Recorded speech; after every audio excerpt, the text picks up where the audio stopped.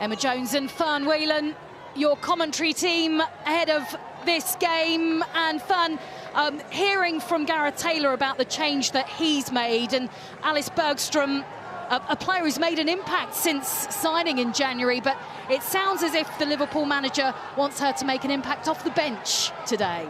Yeah, definitely. I think he's looking at potentially that longevity and how long they stay in the game for, and potentially at some point they'll want to see her and to bring her on for that energy, you know, and that tenacity she's got out on that right-hand side. But in a player that they're starting in Mia Enderby, you know, that's someone who can score goals for them, and that's obviously what they're going to be needing today.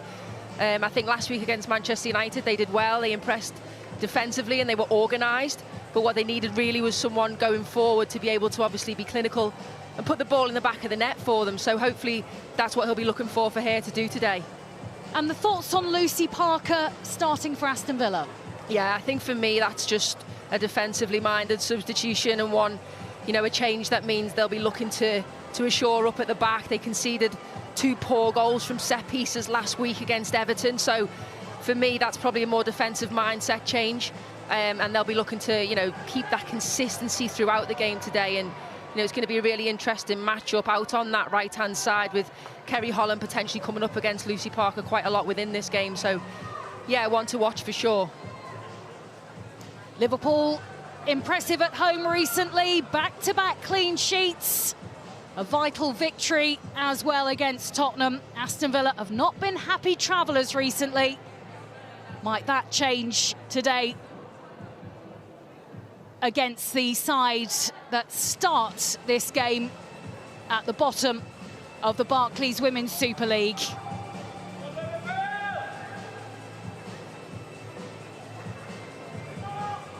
Liverpool, the home side, the side in red. Aston Villa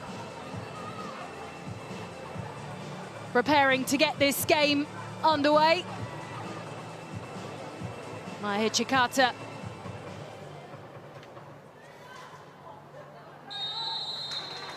waits for the blow of the whistle, and we are underway.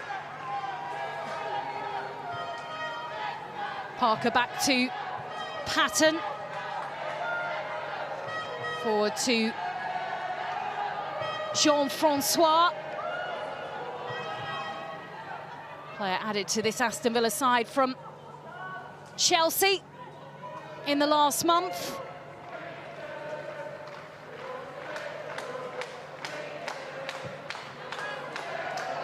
Delonte to Salmon. Now Patton will leave it for D'Angelo. Finds the head of Fisk, the Liverpool captain, on halfway, and she will get another touch to bring it down to her boots. As you say, Fern, Aston Villa had that lead at Goodison Park, but Everton scoring 2 goals from headers from set pieces. I'm sure that's something they've worked on. Yeah, you'd like to think it's something they've worked on for sure. I think that's an area where Aston Villa have not been great this season, is area, especially defensively and from set pieces. They tend to score from set pieces, but they also tend to concede a lot as well. So, yeah, for them today, that's an area where it should be a real key focus area for them. And, you know, for Liverpool, just kind of starting this game with real energy and positivity going forward. They'll want that mentality and to be switched on from the off, especially as you spoke about before in the reverse fixture, when they conceded so early on. You know, they'll be looking to kind of make sure that they can impose themselves on this game as much as possible. Goalless draw for Liverpool against London City Lionesses before that late win against Tottenham in their last 2 home games. So a draw and a win and a couple of clean sheets, which will have been pleasing, I'm sure, for the team and their manager.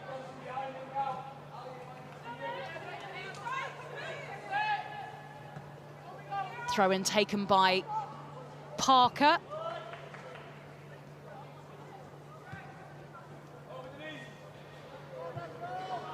Forward by Delon, drops down to Murray Taylor. And it's Maltby who's trying to push down that left wing, and she and Ebony Salmon were quite effective, I thought, on the wings against Everton. Yeah, they will be, and it'll be, you know, how Liverpool can kind of contain them and minimise the spaces that they've got out in those wide areas, because they can be very dangerous. The higher on up they do go up the pitch, as you say, crosses coming in early. But Liverpool did that really well last week against Manchester United to limit spaces in the wide areas, so they'll be looking to do more of the same today, especially with this player here, Risa Shimizu. All of the goals in their defeat against Manchester United last weekend for Liverpool scored in the second half.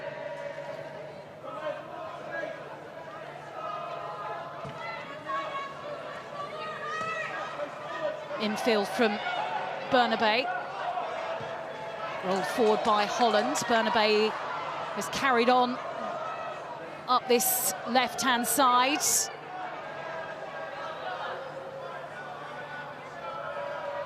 O'Sullivan is there.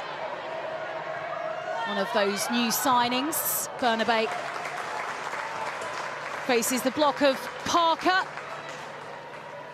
Yeah, Parker doing really well there. Defensively up against O'Sullivan, and Bernabei out on this left-hand side. I think that's an early sign that you can see what Liverpool are trying to do. Get players forward, up in those wide areas, up against the back three of Aston Villa, where potentially you're going to see more space out in the wide areas.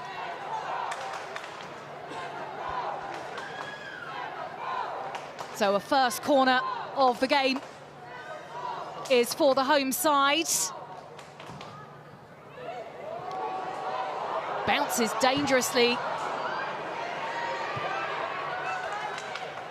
Will come back out to Holland. Holland spins it back in. And the header from Fisk takes a deflection on its way wide of the Aston Villa goal. Yeah, it's good positive play from Liverpool just to keep it alive from the corner. The original corner was punched out from the goalkeeper, but Liverpool doing well to keep it alive, and Fisk the header towards goal and deflected out for another corner.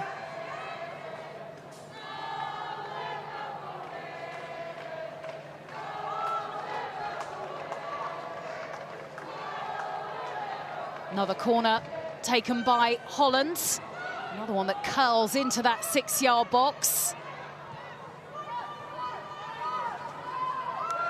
Yeah, you can see what they were trying to do there with the corner, just to put it as much as they can on the goalkeeper and make it really difficult for the players trying to defend. Now across from the right-hand side.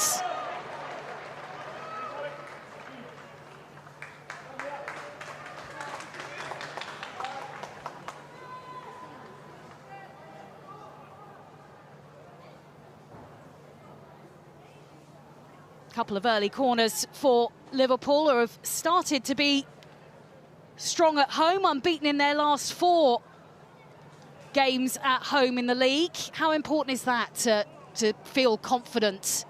Yeah, massively important. You know, it gives them that confidence boost going into an important run of games for them. As you say, getting that first win against Tottenham Hotspur, making it 2-0 up against them, that was a catalyst for them to know that they couldn't push on. And you know, when you are in a run of defeats and you're in a relegation battle, it can be really, really tough as a player, mentally as well as physically. Still going here. This is a really great chance from Enderby. Collected the ball, raced towards the Aston Villa goal.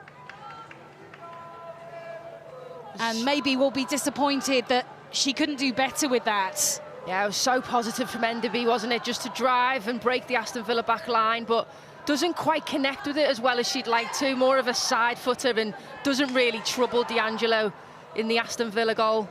But again, a positive start for her, and reasons why you can see why she's been brought into the side today.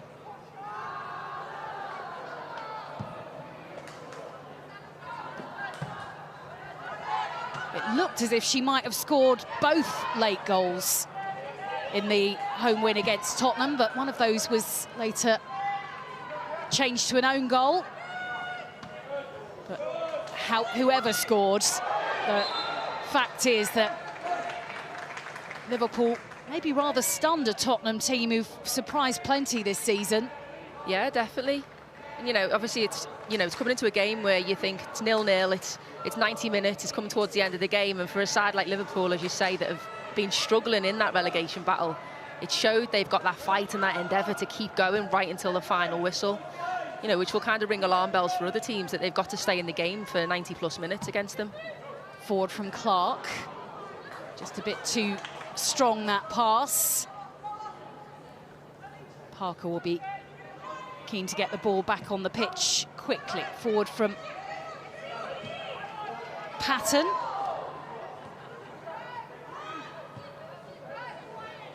You see Aston Villa there as they're trying to play out from the back. If they can't, they're going to go direct into Georgia Mullet's feet. Obviously, at that time, she couldn't really hold it up as well, but they'll be looking for her to be that hold-up player. Bernabei.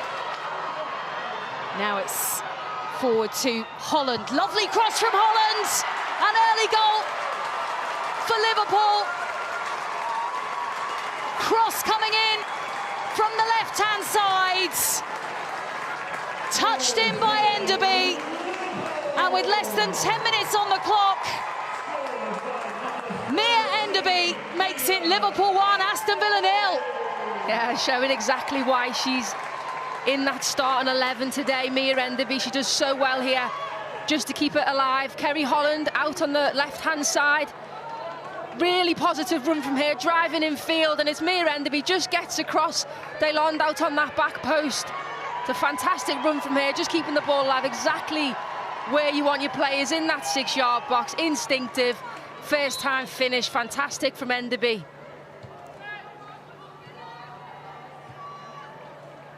It's been a really positive start from Liverpool. It has been pretty much all in the Aston Villa half, hasn't it, in this first 10 minutes of the game?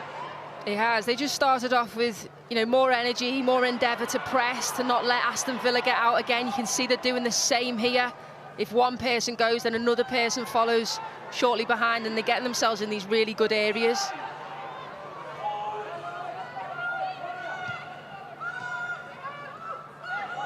Of course, the other player up there for Liverpool now is a certain Martha Thomas, who wasn't able to play in the game against Tottenham because that's where she is on loan from, a hugely experienced forward who's been brought in by Gareth Taylor. Touch from Hansen. Back to Patton and across to Parker. The block is by Holland. Yeah, if Aston Villa are going to want to stay in this game, they're going to have to up their intensity another 20–30% here. Like, Liverpool have really came to play today. You can see all across the pitch, they're hungry for it, and I think it's Martha Thomas, as you just spoke about, who's really setting that intention and that tempo from, you know, from the initial press. And if it's not here, you can see here it's Capox as well on that right-hand side. Gareth Taylor nominated for the January Manager of the Month. He has said that this Liverpool side are a much better proposition now than they were pre-Christmas, with the players that they have brought in to this side.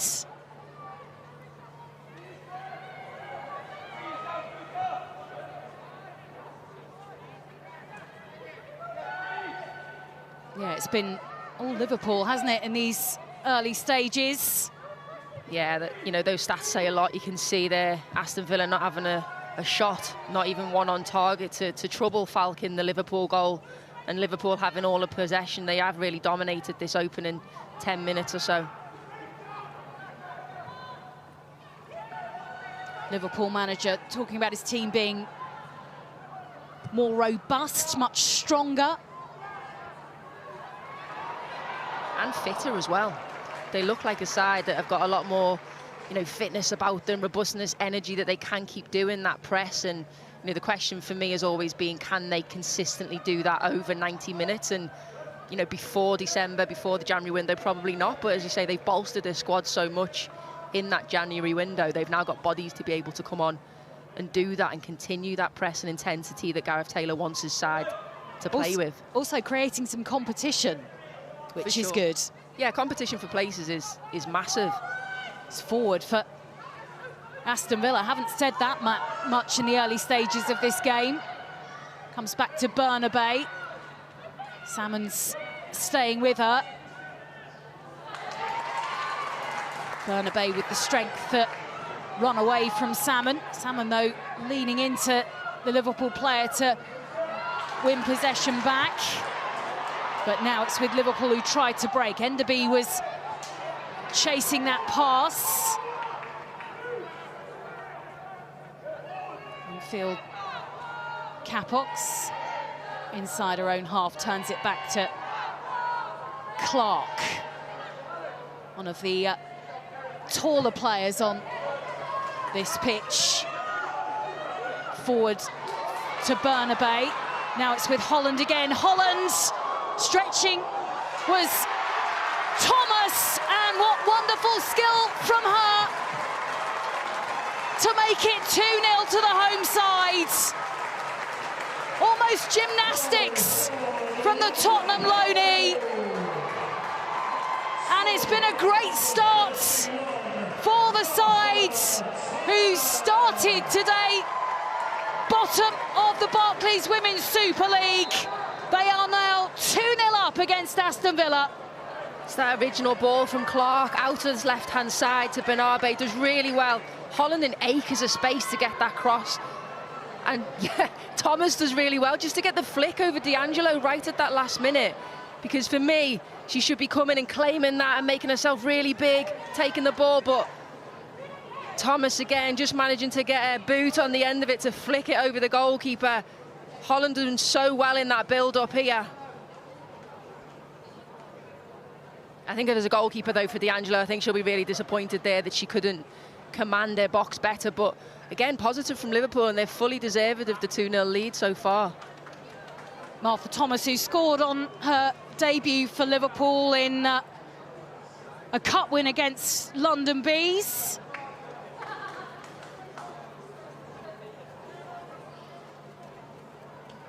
And has now added a league goal to her tally for Liverpool. Sabrina D'Angelo just being checked on by the medical staff.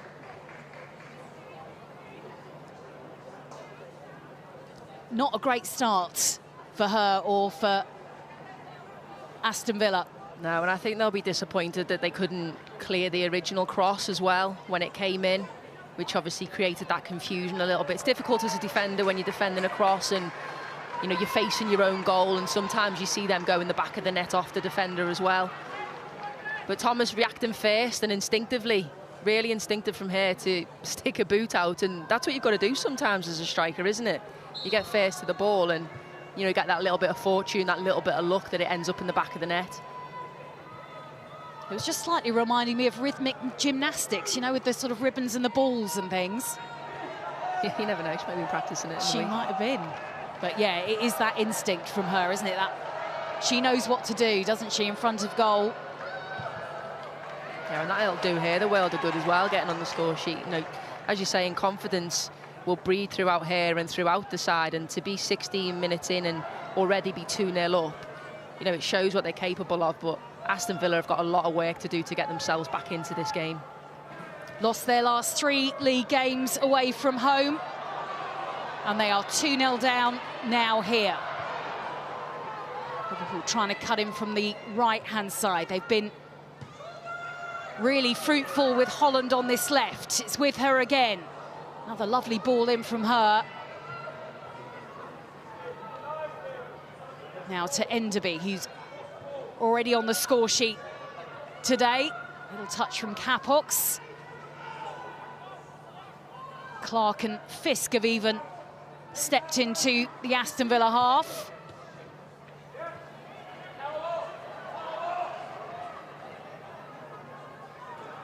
So much possession for the side in red.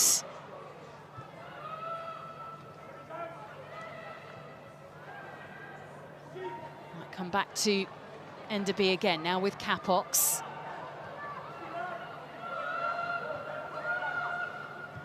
As you say, so much possession and so much time.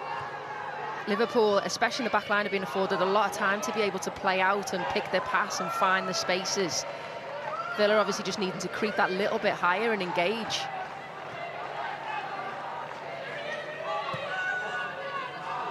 Turn back to Fisk. Liverpool enjoying themselves at the moment. Yeah, and this is the type of football that Gareth Taylor wants them to play. To be able to be confident on the ball, to be composed, to find passes and play through the thirds. But Aston Villa making it a little bit too easy for them, to be honest, for me today. They need to be getting higher and in their faces and applying a little bit more pressure, which that's usually in Aston Villa's DNA. They will press high and they will press aggressively, so they're a little bit more standoffish today. 2-1 loss at Tottenham, and then a 6-1 defeat at Manchester City in December for Aston Villa. Before that, 2-1 defeat at Goodison Park, where they had the lead, but a header from a corner, then a header late on from a free kick meant that Everton got their first win at Goodison Park. They have since separated from their manager. Brian Sorensen no longer in charge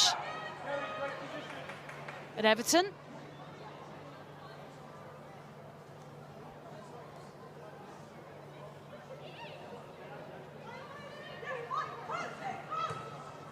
Throw-in finds Clark, then will just roll behind Fisk and out of play. Gareth Taylor stood on the edge of his technical area. I think will be more than happy with what he's seen from his team so far. Yeah, definitely. They've been applying real amounts of pressure, getting in the faces of the Aston Villa players and making it really difficult for them to not be able to get the ball down and play. Opportunity for Aston Villa now. They do have possession from this throw to really use it and to keep hold of the ball.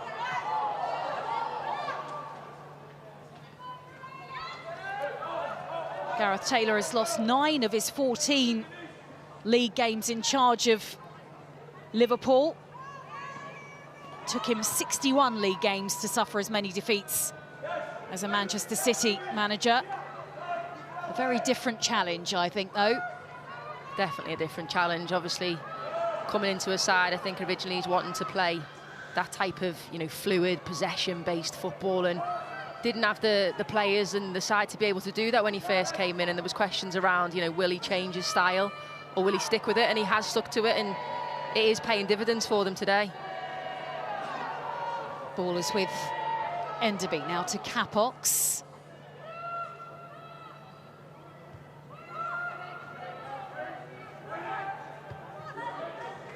Rolled by Fisk to Holland. Bernabei's higher on this wing. Bernabei this time with the cross. D'Angelo has to get a glove to it. Might it have just been dipping under a crossbar, but for the gloves of the Aston Villa goalkeeper.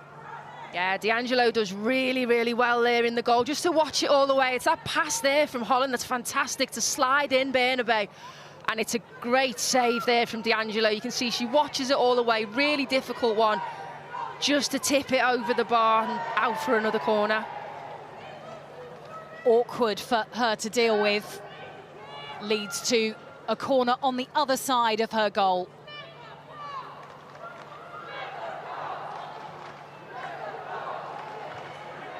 It's a corner taken short this time. Bernabei flicks it in.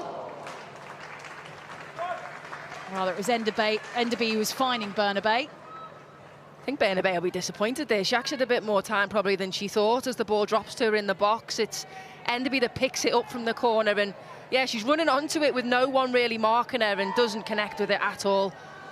Little bit of pressure put on from the Aston Villa players just to obviously force that one out. Missed the start of the season. The Liverpool number 29 with a muscle injury, only made her first appearance on the 6th of December, her first start in that loss at Manchester United.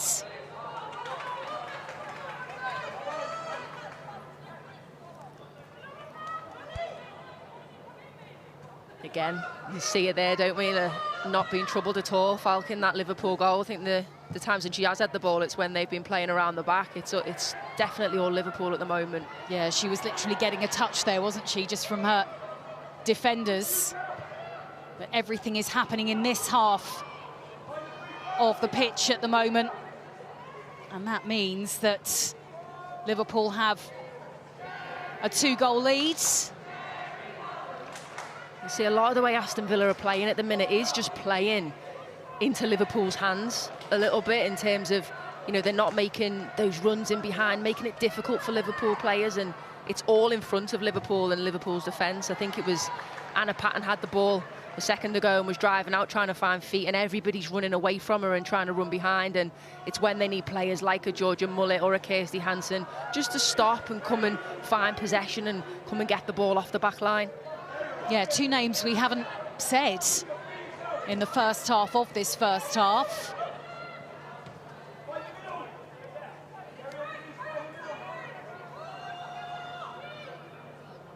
Forward from Fisk to O'Sullivan.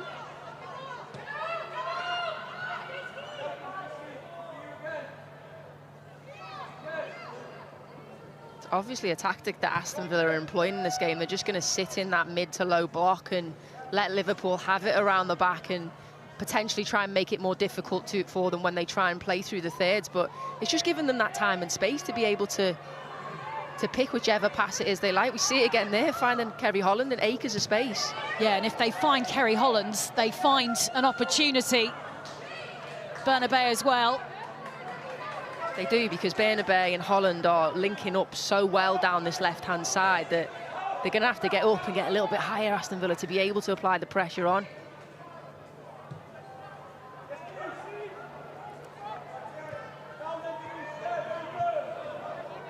Kerry Hollander, Welsh international, got a 50th cap for her country in December. A player who has been part of this Liverpool team for a long time. Yeah, such a clever, experienced player, and you know, one that doesn't really ever give up on the fight, and she's got that hunger, and you can see that spread throughout the team. Now it's forward to Hansen.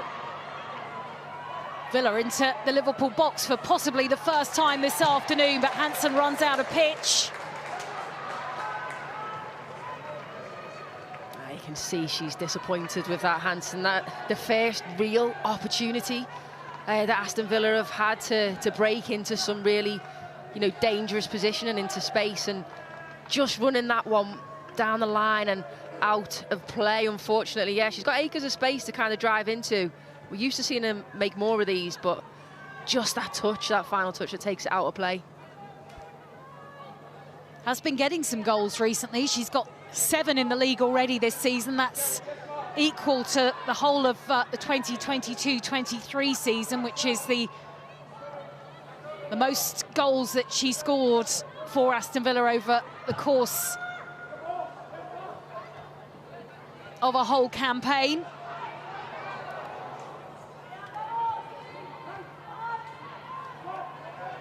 But Villa well aware that they have been seeing very little of the ball, and they have conceded 2 goals already in this game.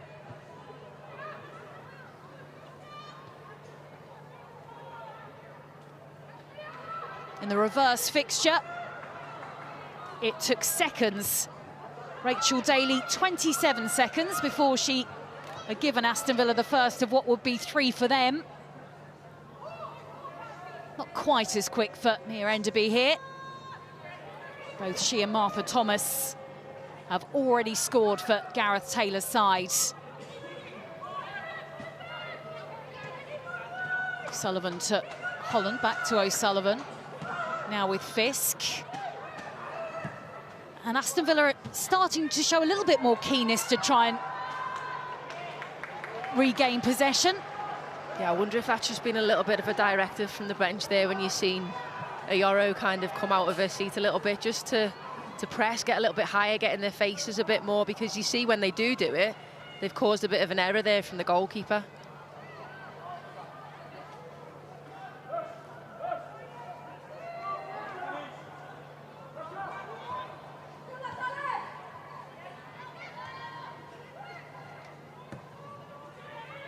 Launched out to Salmon. Bernabei stays with her. Salmon with the ball in from the right-hand side. A clearance from Shimizu. And that's what we'll be wanting to see more of from Aston Villa.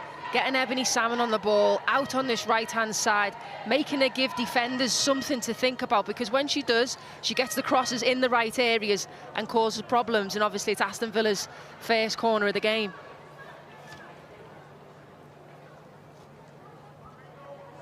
So a first corner for the visitors.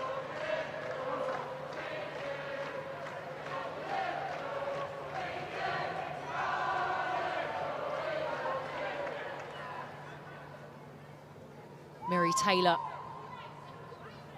2 arms raised.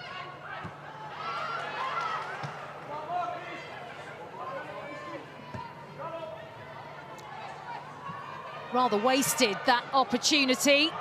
Although play it forward again. And it's Martha Thomas helping out defensively, who just hooks it over her head and back into midfield. A shame that Villa couldn't have done better from that set piece. It's poor from Villa on a set piece when you've got a real opportunity to get the ball into the box and get yourself back into this game. And yeah, the quality of it from Taylor was not what she'll have wanted in, you know, in that set piece position.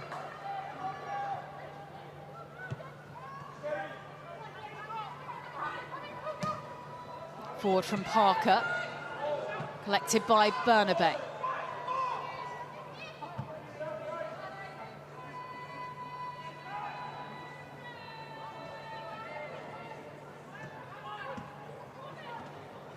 Now with O'Sullivan, might bounce kindly to be picked up by Hansen.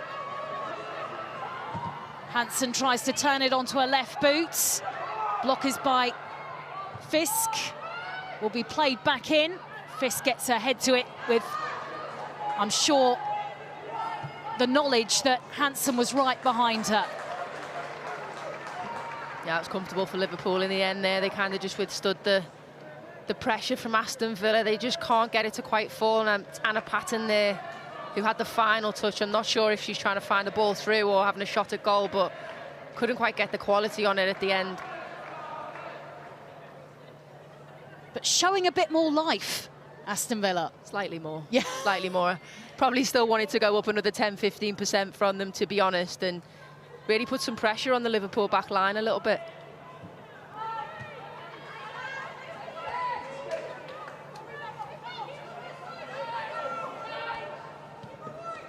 Back into the Villa half with Bernabei.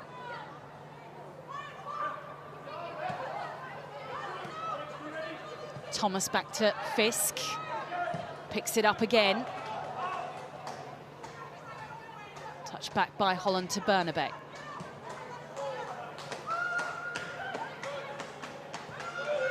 O'Sullivan.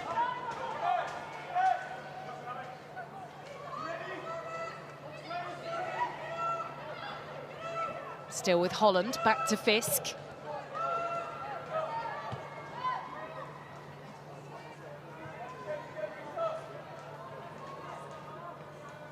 Capox.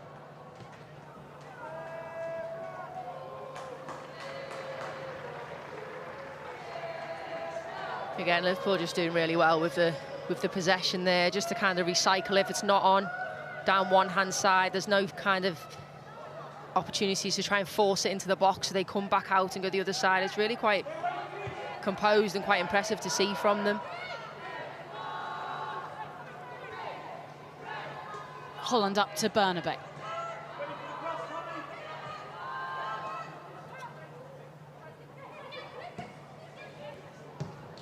If you didn't have access to a league table, you would think that Liverpool are the sides that are further up it at the moment than their visitors.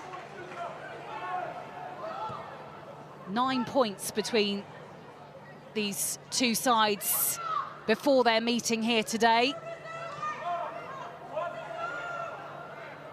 Now Holland again, who has been so dangerous down this left-hand side. Might be a chance, though, for Mullet. Clark just steps across her, confidently turns it back to her goalkeeper.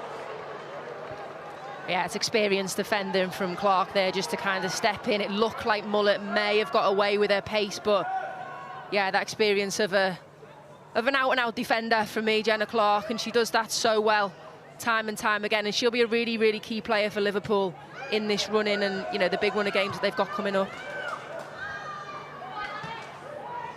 Another cross from the Liverpool left.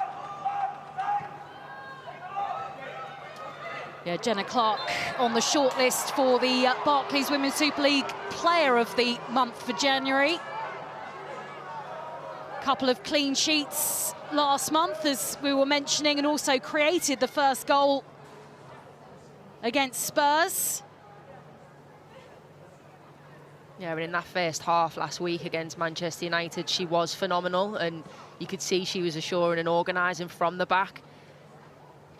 Again, we'll see it again here. It's just that turn of pace, just not to give up on the ball, and she's only got one thought on her mind, and it's to get in front, and it's that cool, calm, composed, back to the keeper, and we recycle, and we start again. There was just no doubt from her, was there, that she was going to get there first. And there's an Aston Villa player who needs some treatment. This allows both sets of players to come across and get some hydration, get some observations from their coaches as well. So as we head into the last 10 minutes of this first half, these are the goals that have given Liverpool the 2-0 lead. First from Mia Enderby, and then the second from Martha Thomas. A smile from her as she opens her Liverpool league account. The two goal scorers embracing. Yeah, you see the goals go in, don't you? And you'll automatically see that like pressure and that ease and that relief of, you know, the last couple of weeks kind of just melting away from them a little bit. In the getting those leads is so important. And obviously we saw the goal scorers there, but talking about Kerry Holland and the importance of her down this left-hand side, and you've seen her involvement in those two goals, and she is a really, really key player for them. And Aston Villa are going to have to do something defensively and getting onto her earlier and trying to stop her from turning and being able to face up and play those balls in behind. Georgia Mullet, the player who was just holding her right thigh, perhaps, might have been yeah, I think it was the that coming issue. together, wasn't it? Just that little knock as it came together as she's tried to put her body in the way and be that big figure that as the ball comes in, she can be strong and hold it up for her teammates in and around her. Looks like she's okay to continue.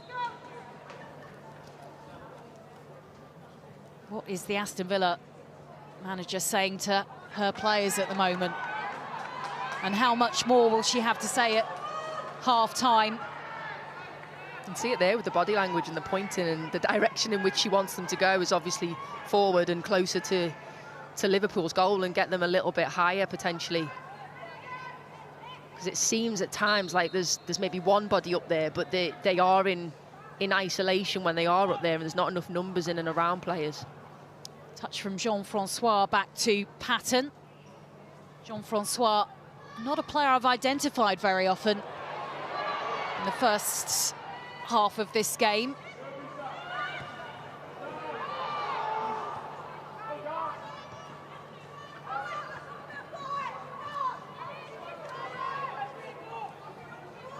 Fist carries on running out to Bernabei. Holland.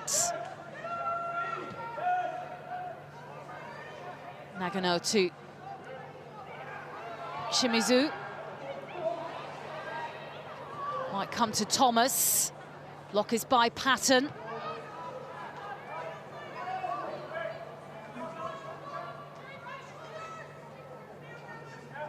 Holland's asking maybe for the pass back from Bernabei.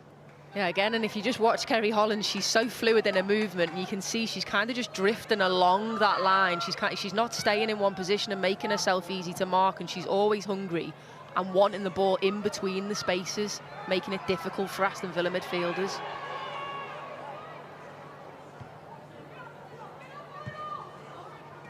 on the ball again now. Looks to her right, plays it to her left.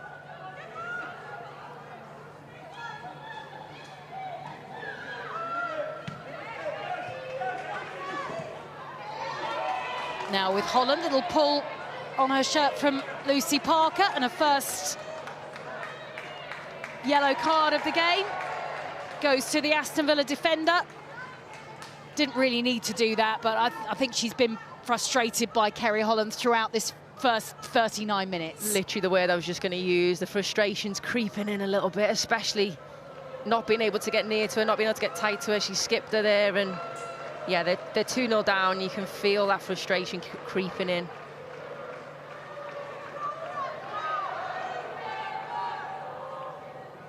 So a booking for Lucy Parker, a free kick that she will now help to defend, and free kick from Kerry Holland is straight at the Aston Villa goalkeeper. Yeah, after conceding 2 poor free kicks last week, I think Aston Villa will breathe a sigh of relief that that one went straight to the goalkeeper on that occasion.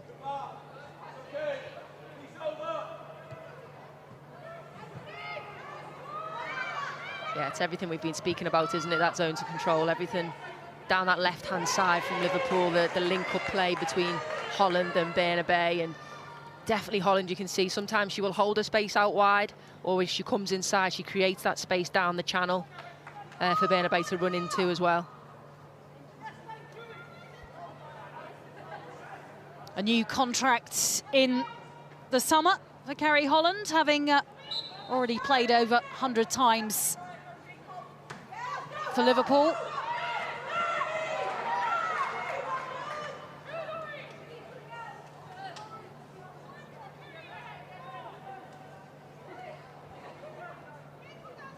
Certainly has been enjoying herself in this first half. Yeah, she has, and I think they're playing into her hands a little bit with the amount of time and space that they are allowing her on the ball. She's not a player that you really want to be given that amount of time and space to. But you know that if you're Natalia Arroyo, right? You do. I just think it's the way kind of they've set up her all over the pitch. They're not really engaging in the press enough. Here, though, it's with Hansen. Hansen with a delivery. Oh, this is a chance! And Villa have a goal back, and it's Miri Taylor. Finds the cross from the right-hand side to give Aston Villa a goal before half-time. Liverpool 2, Villa 1. Yeah, she does so well in the centre of park, and Liverpool can't quite clear the lines down this left-hand side, and really, really good work from Mullet just to keep the ball alive.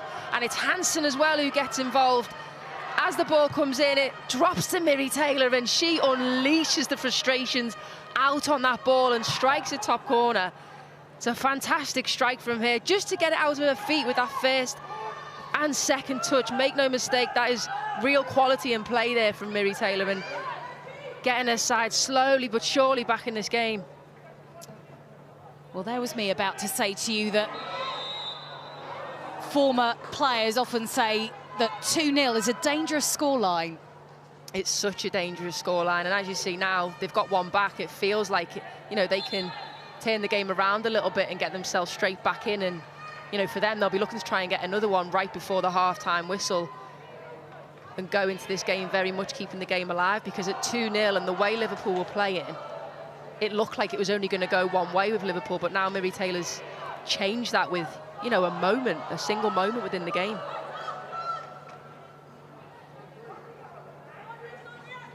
I think that's their first shot, isn't it? And it's their first goal. Exactly, but I think, you know, what it showed in the build-up to that as well was that little bit of hunger just from Mullet and from Hansen out on this right-hand side, just to put the pressure on Liverpool, and it shows what they can do when they do put that pressure on and just make it really difficult for them. And then obviously that individual brilliance from Taylor on the edge of the box was fantastic. Former Liverpool player, of course, Miri Taylor. Got a rather memorable goal at the Emirates during her time playing for Liverpool.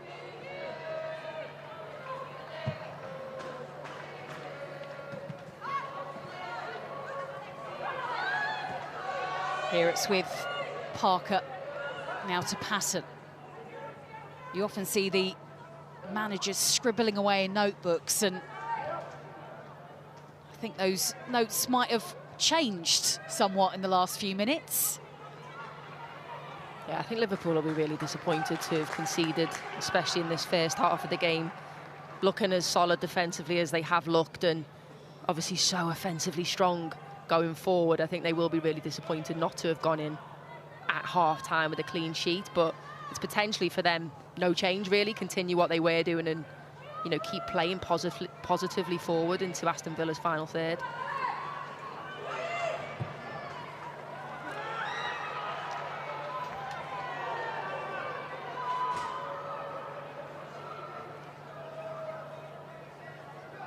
Villa with a throw.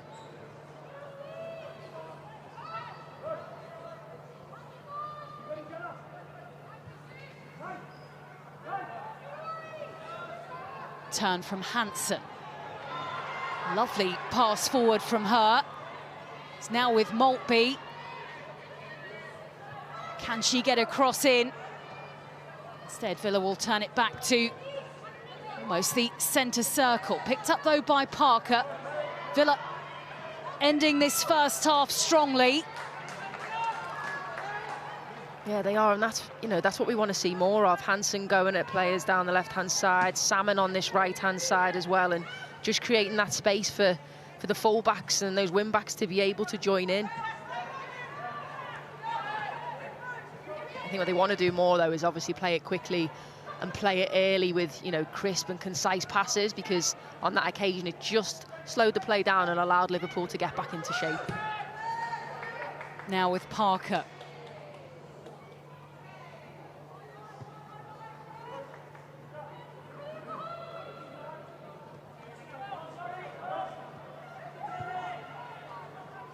How much more time will there be at the end of this first half? We'll wait for the fourth official to let us know. And of course, we've had 3 goals in this first half. And we'll have at least 5 minutes more. You say another opportunity for Villa to get themselves back into this game before the half is over would be really, you know, really key and important to them to try and find their way back into this and make it obviously a game to be won in the second half.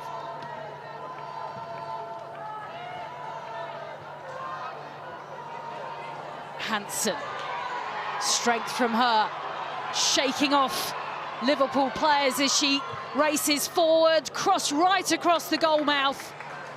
Well, you could see what she was trying to do there, Kirsty Hansen.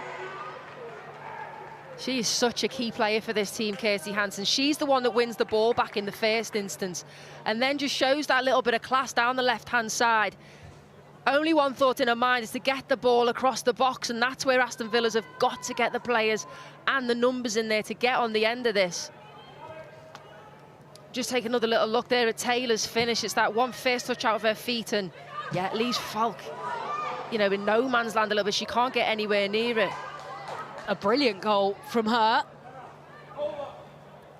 Earlier this season, scored in a win at Manchester United for Aston Villa. And has now given her team, well, you know, a bit of hope, I would say. I mean, we've still got a whole half of this game to play. And considering how dominant Liverpool were for a lot of this game, it suddenly feels a bit more even, doesn't it? Yeah, definitely. And as you say, someone like Taylor, like she's, you know, we talk about her for all her defensive midfield qualities a lot, and she isn't someone, as you say, that will get on the score sheet game in, game out, but, you know, she can do that, and she has got the qualities to do that if she is in the right areas and the right positions. Bit of a wince from Delonde. Got a free kick, which I think, understandably, she's decided not to take. Yeah, she just needs to run that one off a little bit before she tries to take this free kick. Left for her goalkeeper into stoppage time at the end of this first half.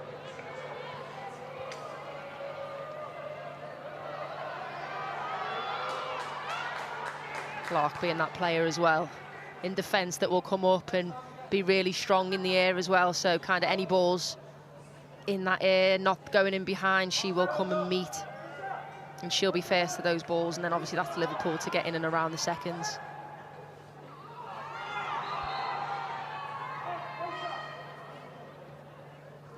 Who's keener for that half-time whistle to go at the moment?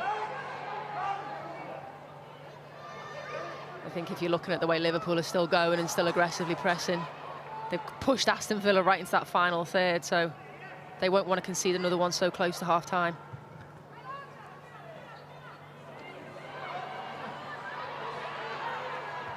Mullet can't hold on to possession. Ball back with Clark. I think Liverpool might just be happy to pass it between Clark and Fisk for the next 60 seconds or so. Yeah, it's that composure we were talking about, isn't it? Especially if they're not getting pressed, but they are getting a little bit of pressure here now, and that's what they can do when they do press the ball, Aston Villa. Hansen, back heel from Salmon. Holland for Liverpool. Up the pitch from Fisk.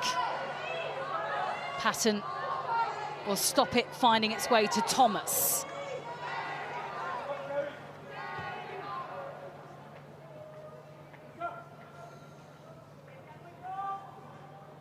That two duo there of Capox and Thomas in this press, just doing really well to make it difficult for Aston Villa to play through their midfielders in Taylor and Jean-Francois.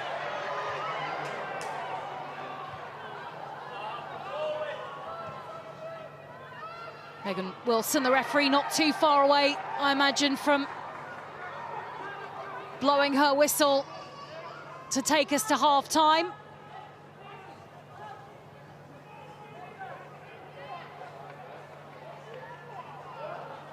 Delonde and Capox. And as it's lifted up into the stands by the Aston Villa goalkeeper, D'Angelo, the half-time whistle is blown. It was Mia Enderby to open the scoring for Liverpool, and then Martha Thomas to make it 2-0 for Gareth Taylor's side, but then a brilliant strike from Miri Taylor 4 minutes before the break. And it's game on here at St Helens Stadium. Liverpool leading Aston Villa by 2-1.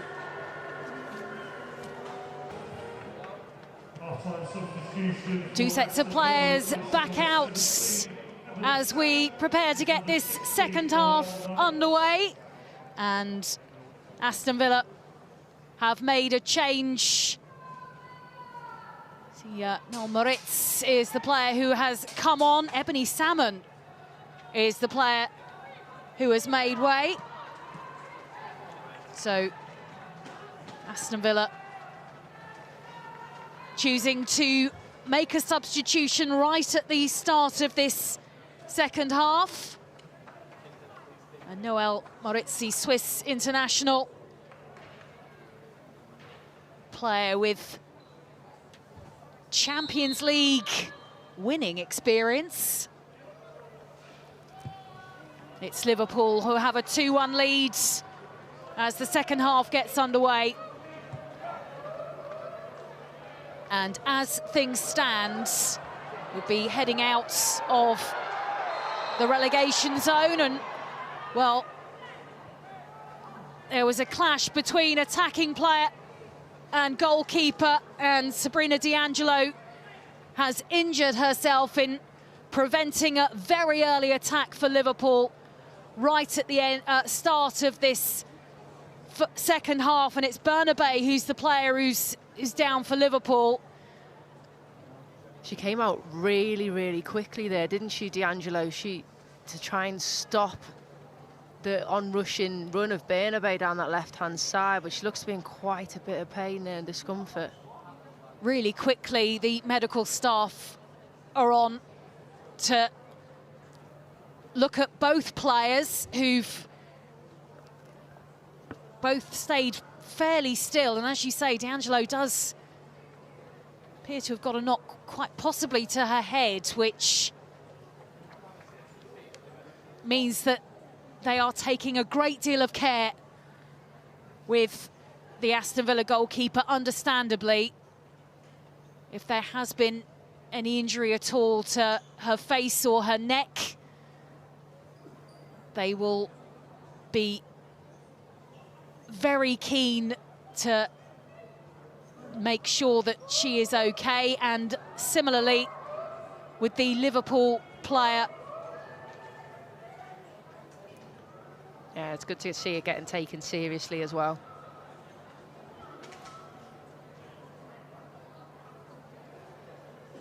And this is what has led to these two players requiring treatment.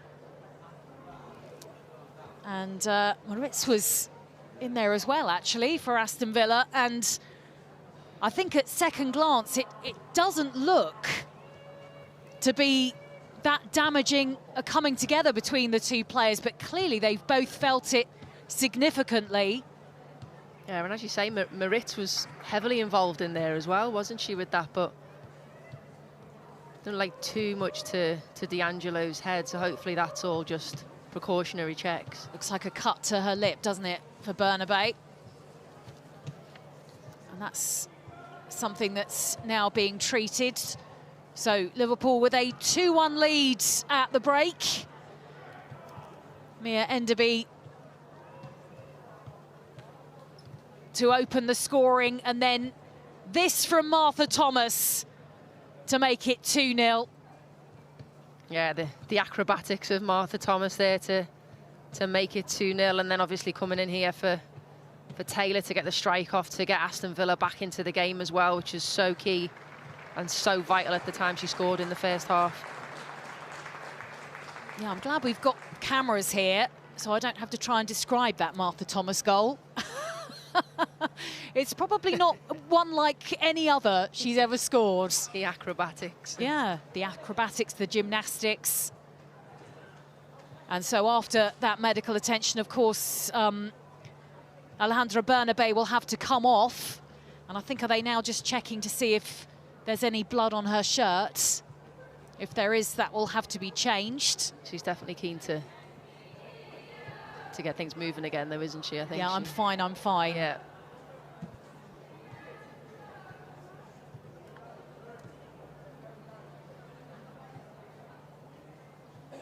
Should see it when it moves back into it as well, but obviously that change for Moritz coming on for Salmon down that right-hand side is obviously key to Villa potentially getting themselves back in that game, because they needed to do something about that left-hand side.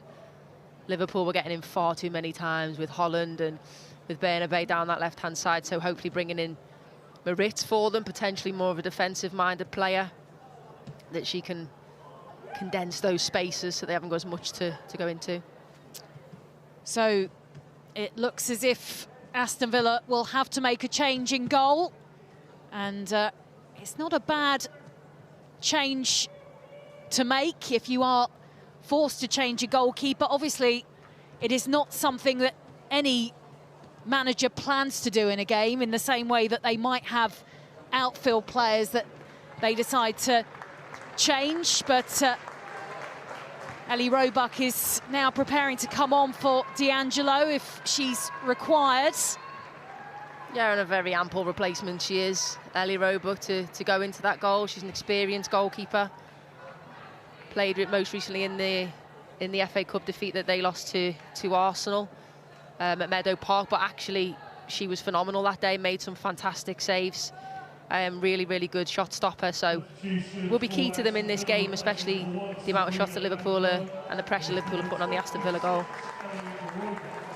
So not something you want to see, really. The Aston Villa goalkeeper injured right at the start of this second half, and it's Ellie Roebuck who comes on for D'Angelo. I think Bernabei will be okay to come back on. As I say, a cut to her lip by the looks of things. Something has now been dealt with. Ellie Roebuck, who is back in English football after a bit of time at Barcelona. That would have been an education. Definitely, and it brings her back into the league with a lot of experience, so she can hit the ground running as she's come back into the side. I think we're just looking at Villa here. They've obviously changed a little bit and gone into more of a back four, it's looking like.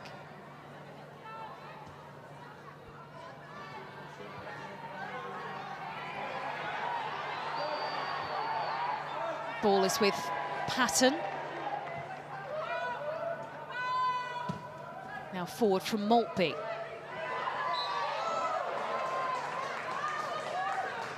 Foul, says the referee, as Hansen tried to break down the left-hand side. Hey, the Ellie Roebuck story includes her having a stroke. Yeah, she's done so well to get herself back into playing such a top level, and she showed that determination to come back from how much it must have been an awful time for her, and the fear that she was potentially never going to get back into playing. So all credit to her where credit's due. She's done unbelievably well. Missed 19 months of football. But great that she is fit and playing again. Here it's with Thomas. So stoppage of 5 minutes right at the start of this second 45.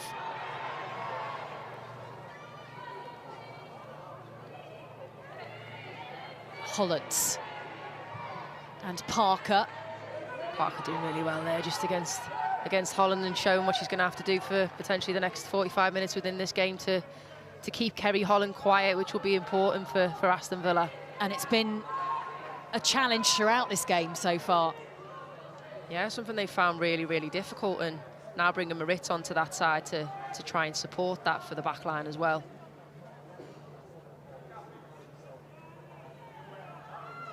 Clark is deciding where this ball's going to go next.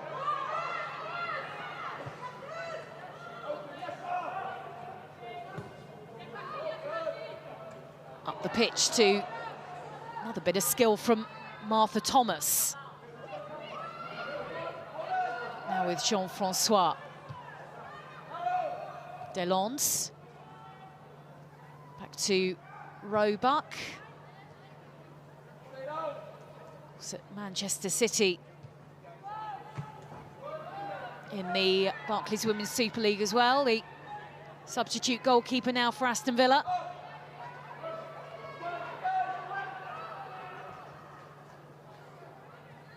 It's be a test here for Liverpool, just to see if they can keep up that intensity that we saw so much from them in that first half in the press, and trying to counter press so high into Aston Villa's final third.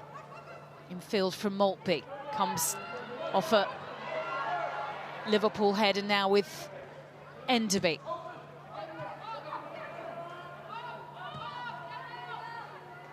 Nagano to Fisk. Now with Holland. And I think the pass finds Bernabei just offside. Yeah, and you're seeing Marit, I think it was, on that right-hand side, just clapping her back line a little bit, just to say they're obviously giving us some information and some organisation from that side, so she's not isolated against Bernabei and Holland, and I think it was Jean-Francois came in as well. Just to double up out there, just to try and help them defensively so they're not so exposed in the wide areas. You prepare, obviously, throughout the week to play, I'm assuming, a certain way, Fern, against certain opponents, but then how much can your manager do at half-time in a game to significantly change your approach? Yeah, I think they can. I think they can make a massive difference at half-time, not only, tactically and formation-wise, but also trying to bring out another layer and another gear out of the players, that maybe just to kind of wake them up. And you can see sometimes changes are needed. And yes, they've brought on a defensively more minded player, but they have lost Ebony Salmon down that right-hand side, and she only showed flashes really in the first half of what she's capable of, but she can be such a dangerous force for them. So it'll be interesting to see how that pans out towards the second stages of this half as well. Aston Villa have not lost 4 successive games away from home under the same manager. They are losing 2-1 away at Liverpool at the moment.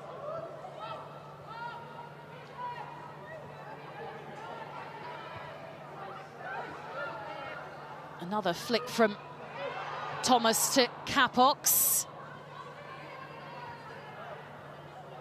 Yeah, no, they've kept that three at the back, Villa. Looks like Maritza's actually just coming for a swap. It was literally a straight swap on that right-hand side for Salmon, so should be working up and down that right flank.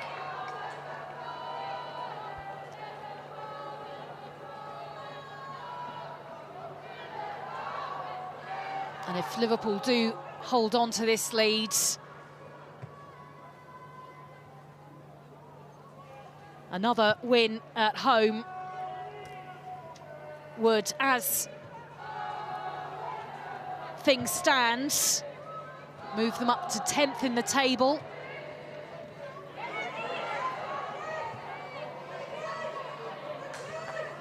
Both teams doing a bit of a watch and wait with their press, aren't they, when it comes out from playing at the back. I think it's Liverpool, for me, doing it slightly better. Is, you know, when Villa are playing that ball forward, that's when the trap's set, and then they do go together as a team and they do go aggressively in their press.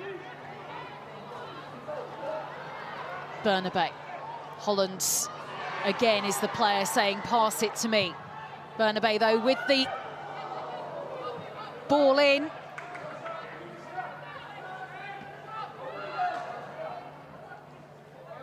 Well, back to Nagano. Now with Clark.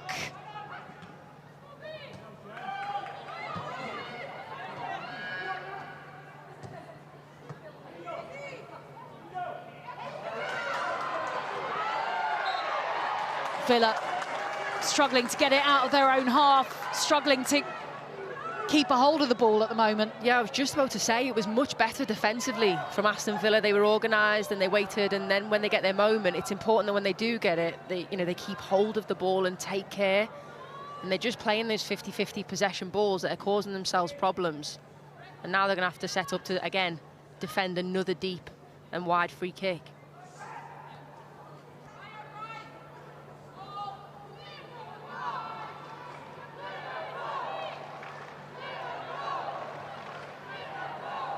Holland with the set piece.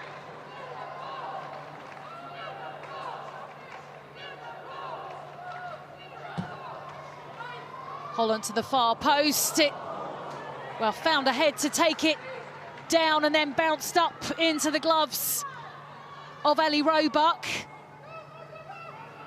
Yeah, it was a teasing ball. It was a teasing ball from Kerry Holland, just to make the defenders and Aston Villa really think about it, but Fisk got on the end of it, couldn't quite get much power behind it, and it was an easy one for Ellie Roebuck in the end.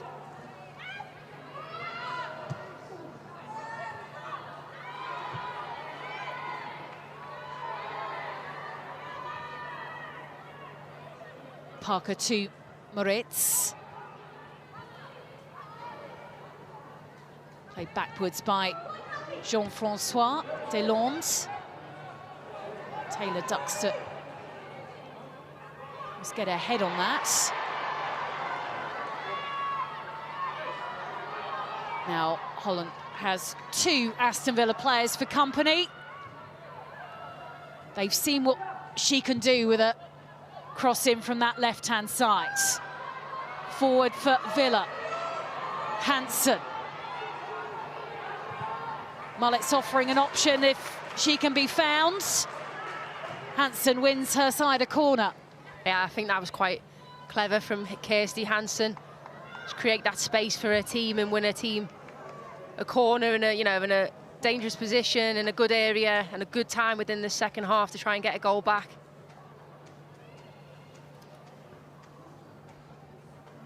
She's a player that just gets things going, isn't she? She is, and she's such a key player for the side. I say not only offensively, but defensively. It's the work rate that she offers, and that mentality that she's got. She scores goals, but she's also trying to bring her side back into this game. So a corner that's taken short to Jean-Francois. Now a left-footed ball that will be watched wide. Hansen trying something there that doesn't bother the Liverpool goalkeeper. No, she won't trouble her on that occasion, but we have seen her score from areas like that before. You know, she's not shy from a shot from the edge of the box or even further out, and we've seen them nestle in the back of the net before, so you know, I wouldn't be too surprised if we've seen her try a couple more of them.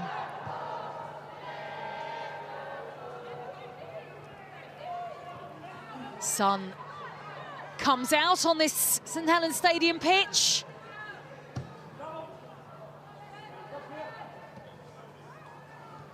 The fact that it's clear and dry and sunny will give you some idea as to how far into the season we are. Lots of short sleeves out there as well.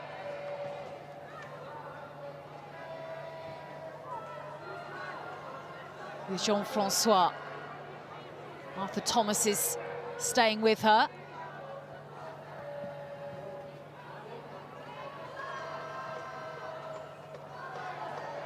Mary Taylor's actually doing really well there on that right-hand side. Just to shrug off the pressure from Capox coming onto her and trying to bring in the other players on that right-hand side. See Maritza's slightly higher. And it might fall kindly to Hansen. Just taken away from her. Now out to Maltby. Short pass from her, back to Hansen. Trying to make things tick for Aston Villa at the moment. The number 20. She is, but I feel like she can't do it on her own. Sometimes you get the sense that when she does get the ball, it's kind of, she's isolated a little bit. You want someone to go and play and link up with her. She needs a clone. Sure, Aston Villa would love that. Yeah.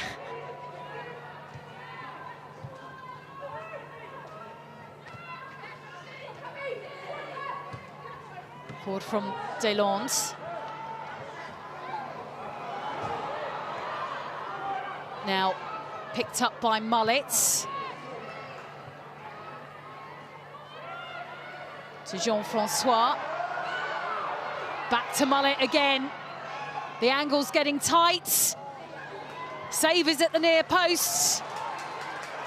From the chance from Mullet, who might have been slightly more selfish slightly earlier in that move, I thought. Yeah, it's almost like as the move moved on, she's drifted a little bit wider outside the goal, and then you know, her strike can't quite come off.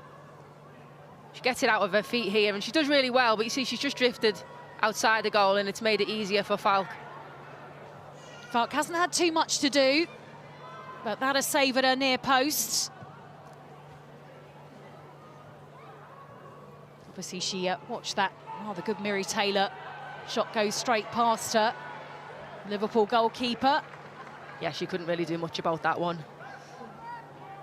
But I think for someone like Mullet, obviously a younger player trying to enforce herself in the game a little bit, I'd like to see her a little bit tidier when she does have the ball, just using her body a little bit cleverer, shall we say, a little bit braver, and then staying more in those central areas and being that focal point for Aston Villa.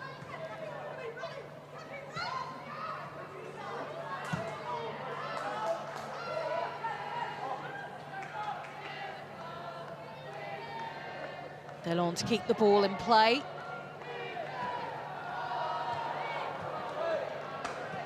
Shot from Jean-Francois to Taylor. And looks like there are going to be quite a few changes made when the opportunity arises. Changes for both sides. So Aston Villa making 2 more changes. Rachel Maltby comes off. Niswanger comes on. And Chastity Grant also comes on.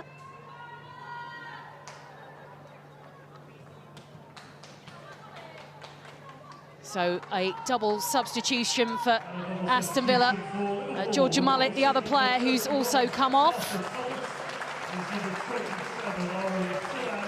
I'm really excited to see Grant and what she can bring to this Aston Villa side and give them that little bit of energy and impetus going forward. So Silog has also come on, that for Liverpool, and Alice Bergstrom, and we thought she might be a player who came off the bench. And that's, well, what's interesting there is that there are two fresh players on. Nice Swanger for Aston Villa. And here, well, what an impact a substitute might well have made. And Kerry Holland almost on the end of a chance to make it 3-1 to Liverpool. Yeah, she's smiling, Holland, because she knew just how close she got to putting that one in the back of the net, and it would have been deservedly so. And it was the substitutes on the right-hand side linking up really well to get the ball in a dangerous area for Liverpool.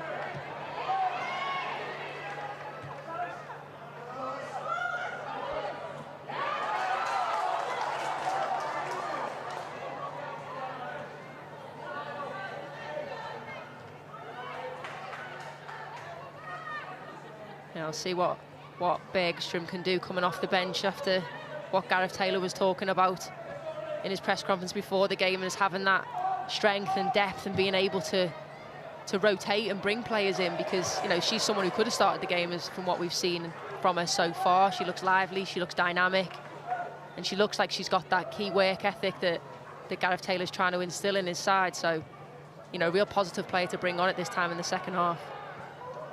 Yes, and I think, I mean, she is an impact player, isn't she, under these circumstances? And that's how substitutes should be used, essentially. Yeah, she's someone who, you know, she will get herself in dangerous areas, but she will also provide really nice early crosses into the box. And, you know, that's what we've seen where the 2 goals came from for Liverpool today. So they'll want more of the same.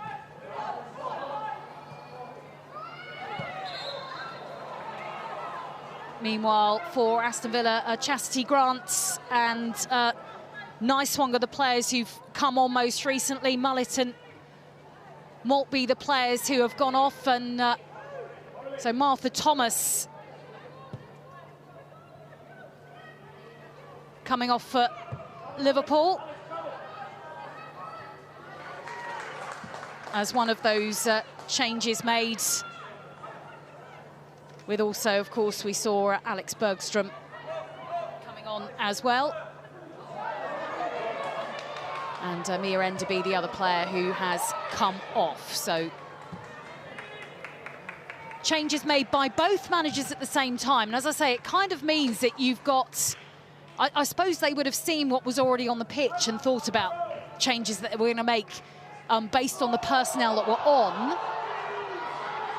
But now you've got slightly different attacking players against slightly different defensive players. Yeah, and fresh legs as well at this time in the game, which is important, especially for Liverpool, more so in the way that they've approached that press, and they've wanted to keep bodies running, keep that energy high, and they've done so by bringing on 2 players that will continue to do that, and, you know, keeping the faces of those Aston Villa players so they don't have that time and space on the ball.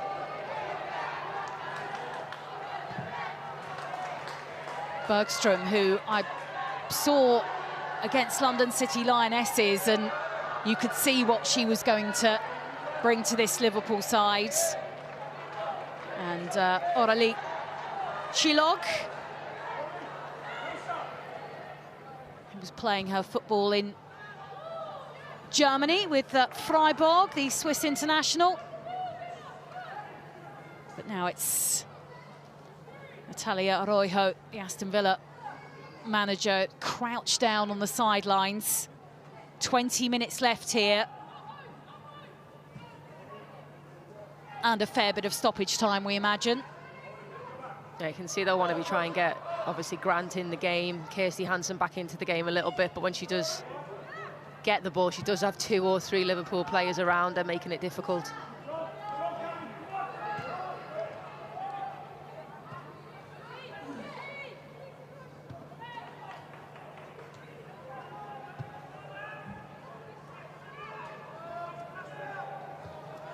Comes into Jean-Francois.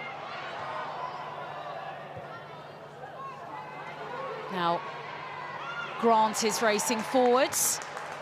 It's really good from Grant there out on that right-hand side, just trying to impose herself on the game as as soon as she's come on, really shown what she's capable of. She has been out injured for a while, so she'll be wanting to get herself back in and cause problems for Liverpool's back line, who've not had too much to do today. Yeah, she had a knee injury, which kept her on the sidelines. Signed a new contract recently. Yeah, and I think they have missed her. I think, you know, they are missing a few key players, obviously, in Daly and Leon, those offensive players going forward that'll cause problems for teams. So they'll be really, really glad that she's back.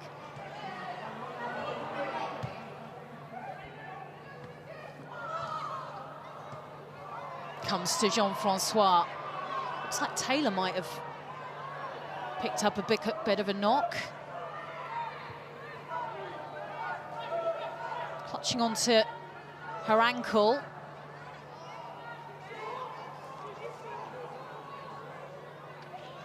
Yeah, she doesn't look happy. And there's a yellow card for the challenge on her. I think O'Sullivan is the player who has gone into the book. Oh, it's just studs, isn't it? Really late as the ball's played from Taylor there, from O'Sullivan. Denise O'Sullivan, new in January, had spent almost 9 years at North Carolina Courage before joining Liverpool.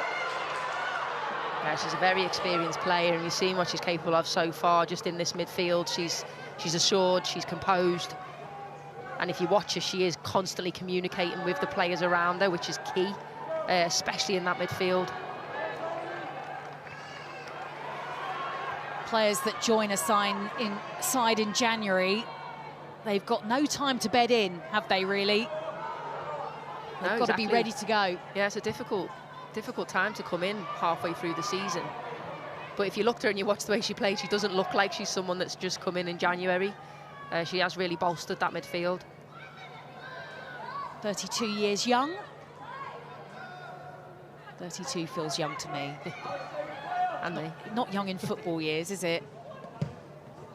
Forward from Nyswanger. Just too far in front of the chasing Hansen.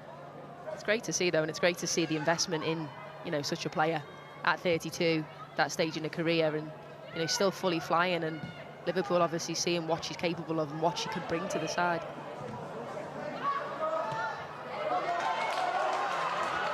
Pass that comes to Bergström. Bergström racing away from Delon, still with Bergström. Decides to put a delicate ball into the 6-yard box.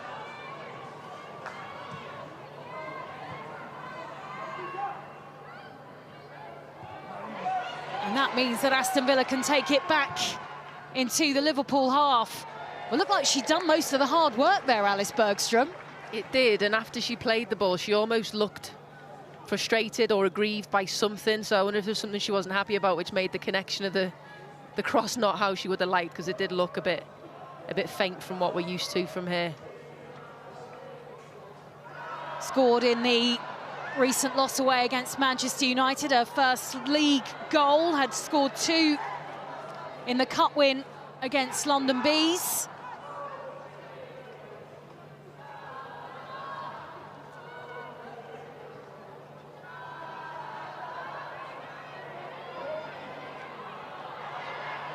Holland won't get there before it's taken out by Patton. No, she won't get there, but I think she knew she wasn't going to get there, but it's that endeavour and that effort behind it just to force Patton into playing it out. Anna Patton recently made her 100th WSL appearance, and so her 100th Aston Villa appearance. Manager has spoken about just what an important player she is in this Aston Villa side. And it is so important to have experience within your back line. I feel like it is anyway as a former defender. I think it's so key when you've got experience in there, just to be able to support maybe the lesser experienced players around you. Hansen does well to win the ball back. Grant's up there with her. Will Hansen go for goal? She tries to. Falk has to push it away. It might have been going wide, but the Liverpool goalkeeper had to make sure. Yeah, you just feel like if Aston Villa are going to get themselves back into this game, it's this player, Kirsty Hansen here. She just makes a nuisance of herself again, and she puts fear into the heart of the Liverpool defenders, but she can't quite get a shot on target there. And, you know, she forces the goalkeeper into a save, but I don't think she was too troubled in the end. If Villa do get an equaliser or more than that in this game, as you say, I think it will be thanks to the hard work of Kirsty Hansen. Just that little bit of quality missing there from Villa again. It's, you know, it's Hijikata that time, but for me, you're in a good position. You're not really under too much pressure. You have to find the feet of your teammates around you. And you mentioned the need for experience, and we've already mentioned that Rachel Daly is missing for Aston Villa at the moment, having had a minor surgical procedure, is our understanding. And she's a player who knows how to score a goal or two. Now with Bernabé to Hollands. Headed by Patton. Shoots, say the Liverpool fans, as it drops out of the penalty area. Now a little twist and turn.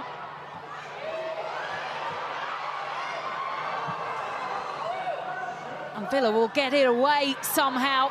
Now it's with Hansen. Twisting and turning, Fisk will try and play it up to Grant. Instead, it ends up being heeled away by Clark. It's really, really good defending there from Jenna Clark. The timing and the weight of the pass was going to be everything from Kirsty Hansen, but Clark does so well just to read it and not let Grant get off her back shoulder and find that ball in any space.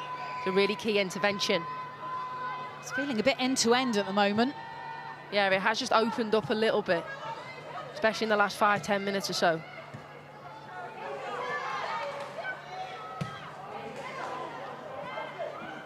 Looks like there is another Aston Villa player waiting to come on, so they are going to make a fifth change. And Orion Jean-Francois is the player who is coming off.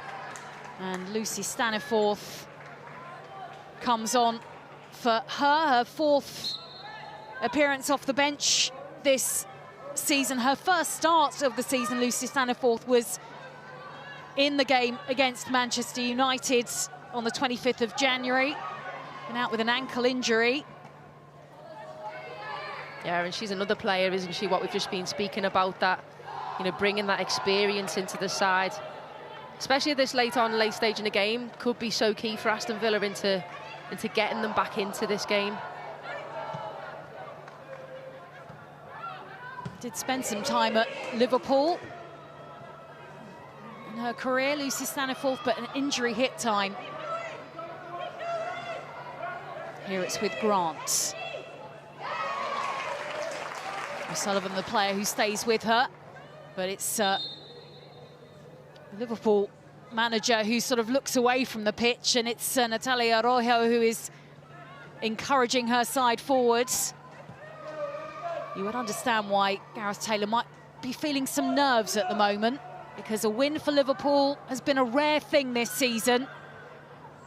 However, if they can hang on, this would be a very valuable 3 points. Yeah, for sure. I think it's 11 points dropped from winning positions for Liverpool, so it's key they stay switched on. Well, Delon there with a strike that goes wide.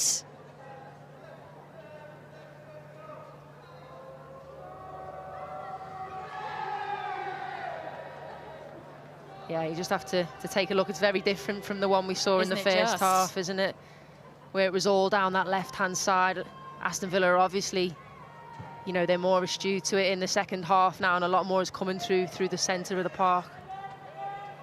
There was a lot of red in that graphic in the first half. But if you're a team that hasn't been used to winning, if you know that you've come into this game bottom of the league table, admittedly only a point behind the team above you, Fern, you might still sort of start to tighten up at this stage in the game, do you think? Yeah, and potentially that, I don't know, that fear creeping in of, you know, conceding so late on when you can feel the win is so close and it's within, you know, it's within touching distance, and it would be such an important win for Liverpool. But as you say, there's still so much time left in this game that they are going to have to really, you know, switch on, especially those players in the back line. I think Clark's been phenomenal, as has Fisk so far, so it's ensuring they can do it for the full length of the game. Last league loss at home was actually against the current league leaders, Manchester City, and you mentioned late goals conceded. It took an 86th minute winner for Manchester City in that game. Yeah, there has been some really tight ones for Liverpool. It's the game against London City earlier on in the year when they conceded that penalty really, really late on and lost the game 1-0. So a lot of their games have been super tight, and potentially you could say they have been unlucky. But I think in this game they've approached it differently, and it's about how they take the games to the opposition, and they've definitely done that today. Here it's with Bergstrom.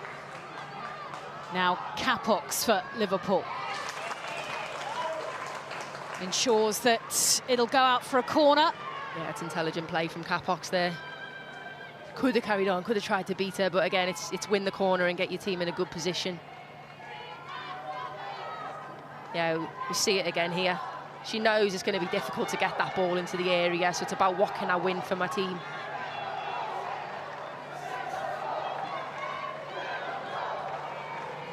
Can hear the encouragement from the home fans. Here with Holland. Chested down, struck through, and it's Grace Fisk with a third for Liverpool, and Mike, the captain, have scored the goal that claims a big 3 points for Gareth Taylor's side. It's Liverpool 3, Aston Villa 1. Yeah, what a time to score the goal and to get the winner for your side, as the captain does, Grace Fisk. Comes in from the corner, and it's Clark heavily involved here. Airily tries to set it up originally. She sets up again the second time, and Fisk makes no mistake on the volley from this. You can just see what it means to them. They know they've ensured the 3 pointers there. Again, we see it here. Chest down from Clark, and it's a fantastic finish. There's a player on the line, but there's nothing they can do to clear it there with the power she puts behind her. I was going to say, Niswanger was on the line, but almost split her in two, didn't it? Yeah, there was no way that was staying out. Yeah, it came through a number of bodies as well. Yeah. She sees it very, very late. At some stage in the near future, Fern, I might be asking you who your Barclays player of the match is, and I think you might have a few contenders at this stage. Definitely, it's been a real team performance from Liverpool today, from back to front. But that 2-goal cushion as we head into the last 5 of the 90, that injury right at the start of this second half will mean that there's more time to be added on after that. But I think maybe that Fisk goal is the one that will ease any of those nerves for Liverpool at this stage. Yeah, definitely. We were saying they've got another 2-goal cushion now, haven't they, Liverpool? Which, you know, a 2-1 up, it's very dangerous as a scoreline. They just need to stay switched on now and not let Aston Villa get back into this game so late on. Might be a bit of a head injury, and it's Kirsty Hansen rather. Perhaps it's her chest, actually. The referee very quick to blow her whistle. The medical team come on.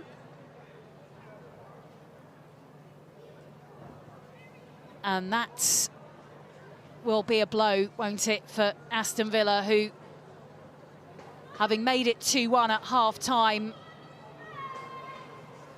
would have continued believing that they had a chance in this game. But might this from Grace Fisk confirm the win for Liverpool? As you say, Jenna Clark doing really well to find her captain. Yeah, nice link up there from the two defenders in the opposition box. It's nice to see when that happens. I think Aston Villa will be disappointed in the way they defended that corner. Again, it's another set piece that they've conceded from, so they are going to be really disappointed with the manner in which they've conceded that goal today. Especially when they were 2-1, they were getting themselves back into the game as well.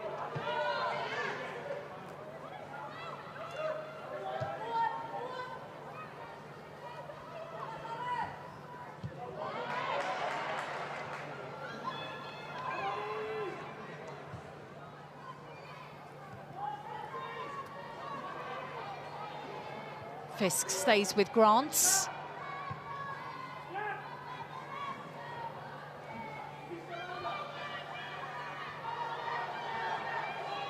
This would mean that Liverpool are unbeaten in 5 home league matches in a row.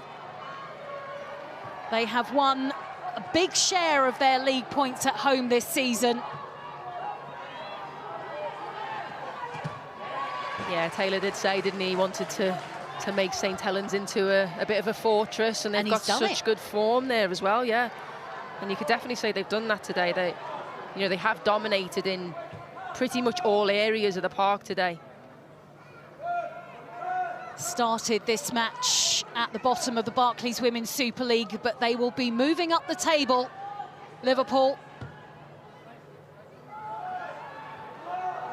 I think what they'd be really pleased about as well is the amount of goals they've got on the score sheet as well. They find goals really hard to come by this season, Liverpool.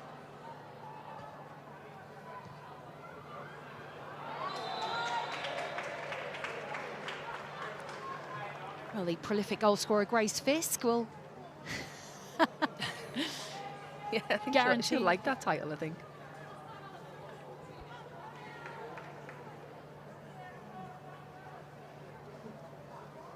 Yeah, the teams around and about Liverpool at the bottom of the table. Of course, Leicester losing to Manchester United yesterday. They've still got a game in hand because they were due to be playing Arsenal, who then played in the brand new FIFA Women's Champions Cup and won it quite entertaining circumstances in the end at the Emirates. Yeah, as you say, it is really, really tight down there, but 3 points on the board here for Liverpool is absolutely massive, especially going into Chelsea next week, a difficult fixture for them. So to be able to get these points is exactly what they need. But for Aston Villa, they're creeping ever further down the table as they're not picking up vital points, especially in games like today. Like, these are the games where will they be expected to pick up points. It is away against Chelsea next for Liverpool. Aston Villa taking on Tottenham in their next league game. Just looking at the scorelines from elsewhere. Maybe West Ham might be picking up 3 points as well in their game against Brighton.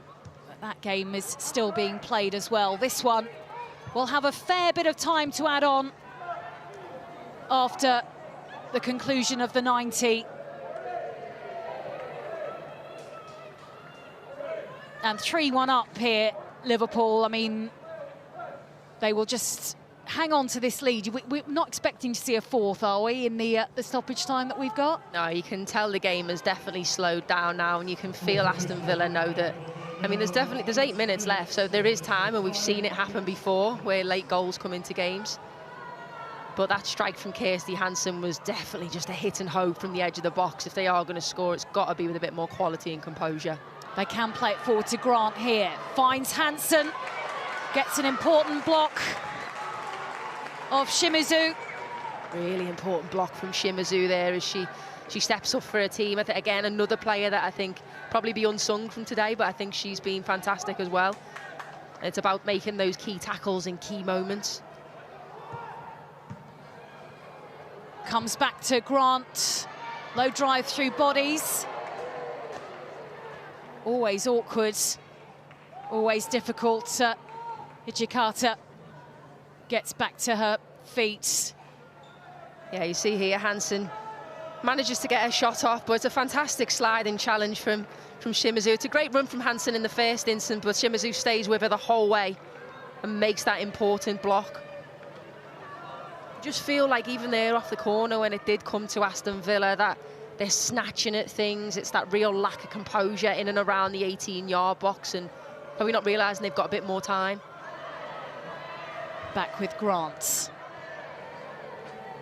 Liverpool need to stay alert. Aston Villa, if they get a goal now, might well give themselves belief that they can still take something from St Helens Stadium today.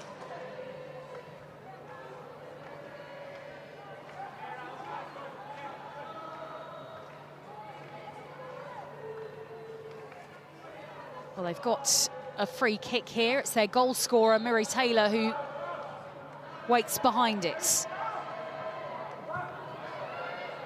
Taylor's ball in, skims off a Liverpool head.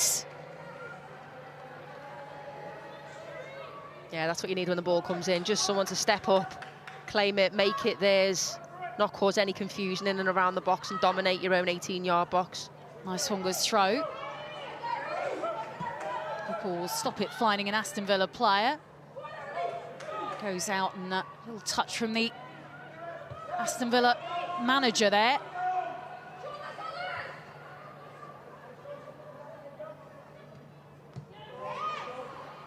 I just see as the ball comes into Grant again, there's 3, 4 Liverpool players surrounding her, in and around her, not giving her any time and space. It does suddenly look as if there's an extra Liverpool player on the pitch, doesn't it? Yeah, and that's just how organised they've been defensively, pretty much from the off today. And if there's not been one player there, there's been another one. This doesn't look good, does it, for Kirsty Hansen? She's holding her back, and she seems to be in a fair amount of pain. Jenna Clark, the player who's just checking on the Aston Villa forwards. Yeah, she looks like she's landed quite heavily there, Hansen.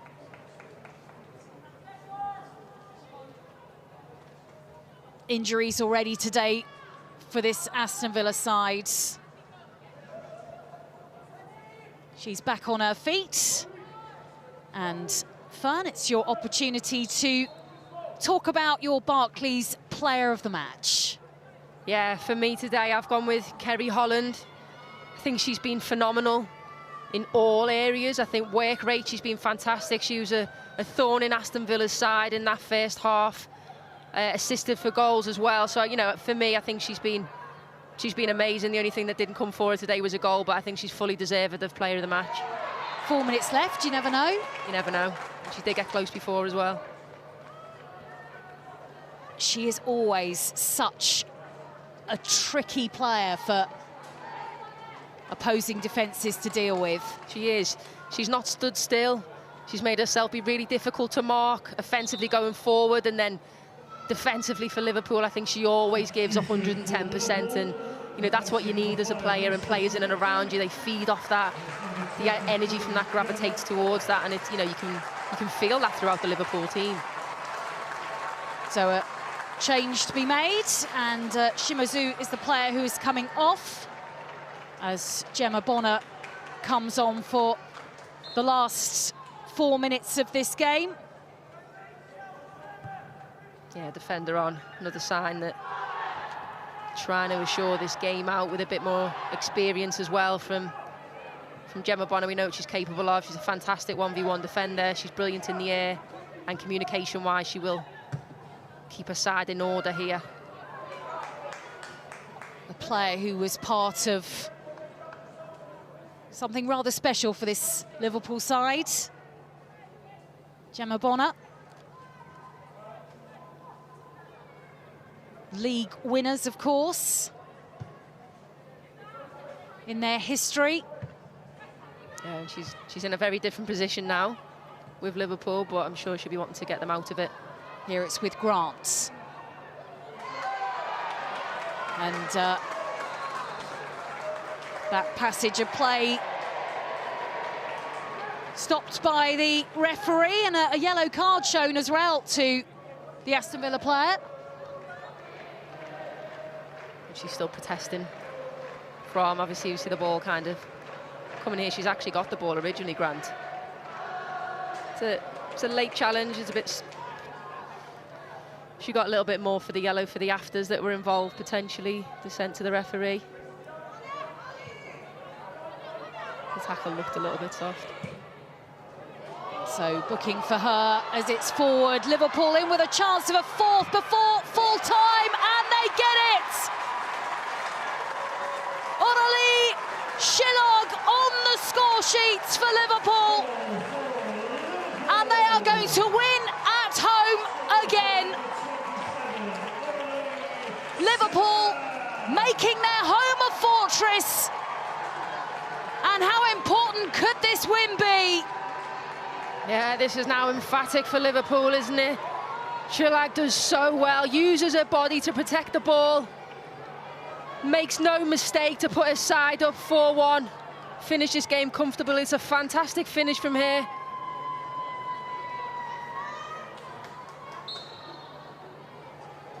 Well, we did wonder if there might be time in stoppage time for another goal in this game. And the answer with 8 minutes shown is yes. Might not be done yet. Bergstrom. Now to Holland. It would be fitting for her to get on the score sheet before the full-time whistle goes. What a win this is going to be for Liverpool. Yeah, and it really sends a message, doesn't it, to the other teams in and around them at the bottom of the table that, you know, they don't see themselves as a bottom of the table side, and they are going to do everything to get themselves out of the position that they find themselves in. It took until the 25th of January for Liverpool to get their first league win of the season, that in their 13th game of the season. And here now there is little doubt that they are about to get another 3 points. The ball exactly where they want it, with the seconds ticking away to full time. Yeah, I think they'll be really pleased as well to see 4 different goal scorers on the score sheet as well. Shows they can get goals in a number of areas, which will be really, really key to them in the position that they're in. Might be time for another goal, maybe. From this corner, punched away by Roebuck.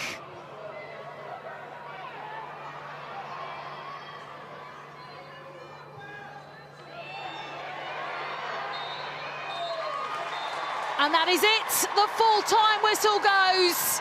And it's another win for Gareth Taylor's team to move them up the Barclays Women's Super League table. They are not rock bottom anymore. And that's thanks to some extraordinary form at home. Goals from 4 different players for Liverpool, including their captain, Grace Fisk. Smiles from her as she congratulates her teammates on another job well done. Still work to do, but Liverpool have beaten Aston Villa by 4 goals to 1. Thank you for all your support for the foundation too. A reminder that our next game here against St Helens is in 2 weeks' time, when we take on Everton in the Adobe Women's FA Cup Fifth round. That is now 5 home league games unbeaten for this Liverpool side. Martha Thomas, one of the 4 different goal scorers for them. And it feels as if those new players are having a really important and instant impact for Gareth Taylor's side. Yeah, and, you know, not just on the pitch as well. I think you can see it here within the, you know, the camaraderie, and they're bringing that new kind of positivity, energy to the side that you're going to need for a team that was bottom of the league, that probably were, you know, down in the dumps a lot. And you can see that they've managed to drag them out of that. And it was a really important clinical and professional win from Liverpool today. As for Aston Villa, that's another defeat away from home. Yeah, they didn't cause them much trouble at all today, Aston Villa. I think they'll be really disappointed. Only 3 shots on target for them today. They didn't really cause Liverpool too many problems. Didn't get it right in the first half, weren't tight enough all around the pitch, and just struggled to impose themselves on the game when, you know, when they did get their opportunities. And Liverpool were really, really clinical today, and they punished them. So, just a reminder of the games that have been played already today. Arsenal beating Manchester City 1-0. Here, of course, Liverpool with a 4-1 win against Aston Villa. London City Lionesses 0, Everton 1. But West Ham with a win against Brighton. So 3 points for West Ham, 2. The late kick-off today is at Tottenham Hotspur Stadium. It's a London derby between Spurs and Chelsea.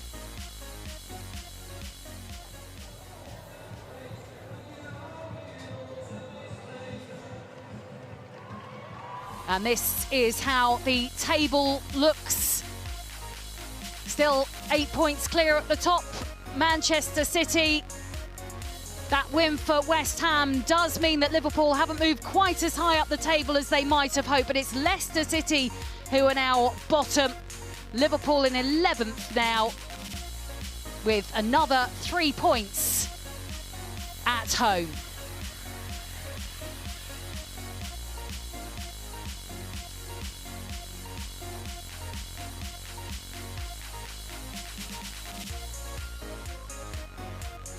So that is how the table looks after a big win for Liverpool today. The Barclays Player of the Match, instrumental in so much of what Liverpool did so well today.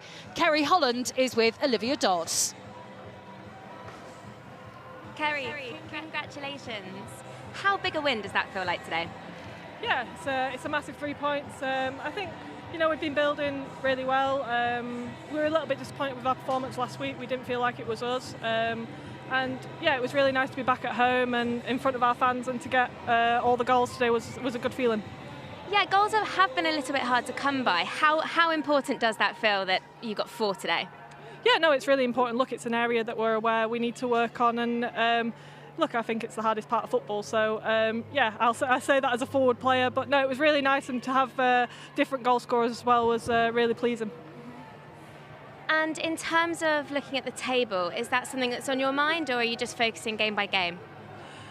Look, I think we're aware of where we are, but no, I don't think the table reflects who we are and how we perform this season. And yeah, look, I think we don't really look at that too much. I think we just focus on the next game, and we've got a really good feeling around the place right now. So yeah, we continue to build and continuing to improve, because there's so much still to improve on. Personally, for you, pretty much everything, just not a goal today. How do you sum up your performance? No, look, I think it was a really good performance. It was. I think I really enjoyed the first half in particular. The second half became a bit of a battle, and you know, Villa are a physical team, they're a good team. So yeah, look, I think we played really well in that first kind of half an hour period, and I thoroughly enjoyed myself. Well, congratulations, you're the Barclays Player of the Match. Thank you very much. Thank you. Thank you. Thank you, Olivia. I think there were a fair few contenders, but Kerry Holland, a worthy recipient of that award, Fern. Yeah, fully deserved for me. Whole all-round performance. Could have been a couple of others. I think Clark was great as well. Well, this was Kerry Holland's first assist of the afternoon, as she found Mia Enderby. Yeah, she does so well. Really positive from here, driving down this left-hand side, gets the cross in early and makes it really easy for Mia Enderby, and again, for the second goal as well. Bernabei finding Holland again. And this spinning up into the air. Yeah, Bernabei does well as well. It was the link-up play all first half down this left-hand side from them. Holland gets the ball in, and Villa can't clear, and Martha Thomas reacts first and gets it past the goalkeeper. Even though she was almost sat on the the pitch. Still gets her first league goal for Liverpool. Aston Villa, though, thanks to some strength from Kirsty Hansen, to find Miri Taylor, and what a goal. Yeah, it was a fantastic strike. She just unleashes it on the edge of the box, past Falcon, gets her team back into the game. Then in the second half, a corner from Kerry Holland was bouncing around, chested down by Jenna Clark, and the Liverpool captain getting on the score sheet. Yeah, Villa can't clear their lines, and Clark reacts first to put Fisk in, and it's a fantastic finish from here, from the edge of the box, instinctive volley. We wondered if that would be it for Liverpool, but there was still time for a fourth. A first for Shilog. Yeah, two substitutes combining there, Bonner and Chilag as well, and she does so well. Gets her body in the way, makes it really difficult, and finishes instinctively the forward. 4 different goal scorers that lead to a big 3 points for Liverpool, who are off the bottom of the league table as things stand. Beating Aston Villa here by 4 goals to 1. And we can now hear from the winning manager, Gareth Taylor. He is with Olivia Dodds.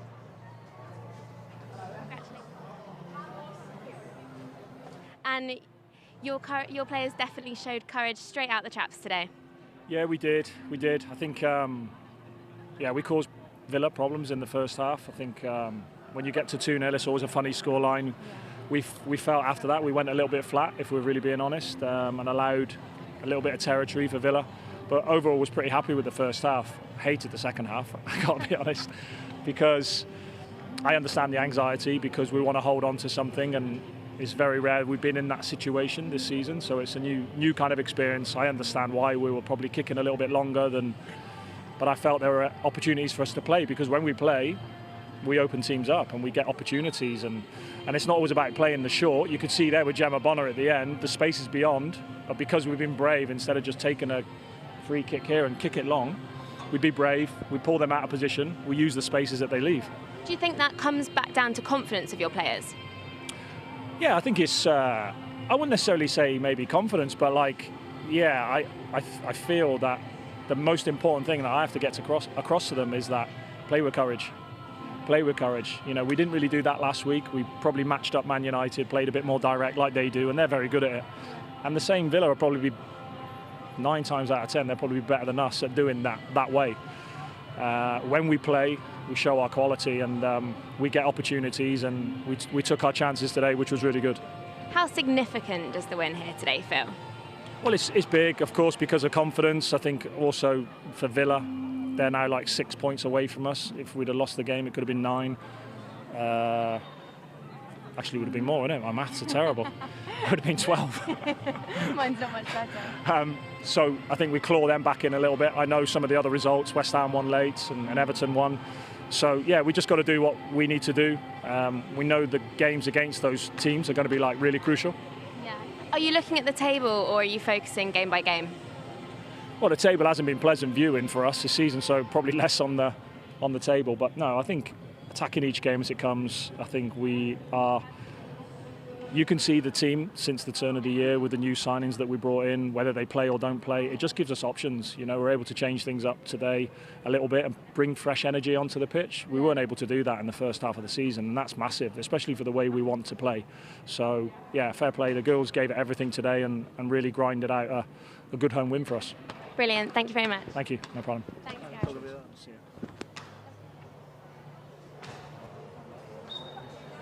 Well, it's been a good 2026 so far for Gareth Taylor.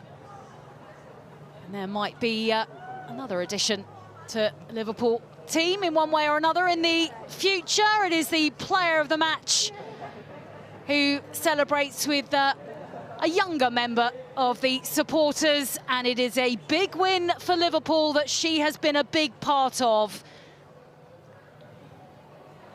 So a really important win. Interesting to hear Fern Gareth Taylor had spoken about the courage from his side, and we saw that today from them, a bravery about them. Yeah, for sure. I think a real courage and a real patience as well for me. You know, they didn't force it, and they were effective and they were clinical in the moments when they needed to be. So really good from them today. Let's hear from one of the Aston Villa players. Miri Taylor is now with Olivia. Miri, thanks for coming to speak to us. How do you sum up that performance today? I think we wanted more from ourselves. Like we've been pretty good, like away, and the fans come and support us, and they're always behind us. And I feel like we were second to every ball, reactive. First 20 was really tough, obviously, like conceding the early goals. And then when we got one goal back, I thought it was like a turning point, and I thought that we like showed a bit more fight and a bit more tenacity and a bit more togetherness. But yeah, we were just miles off it today, I'll be honest. And yeah, we mentioned it at half time. We came out kicking a little bit more second half, but just weren't enough considering like obviously conceding the first 2 early doors. Yeah, that made you have more of a mountain to climb, I imagine. Yeah, defo. Yeah, so yeah, I just think we were second to everything. Yeah, honestly, we just weren't tight enough, weren't good enough 1v1, weren't talking enough. And yeah, Liverpool were the better side today, and like it's just one we've just got to take on the chin, and lots to learn from, lots to try and sort out this week, and then hopefully go back next week. Yeah. How do you want the team to respond? I think we just need to show like what we're about more. Like I think we're really like close together, close-knit bunch.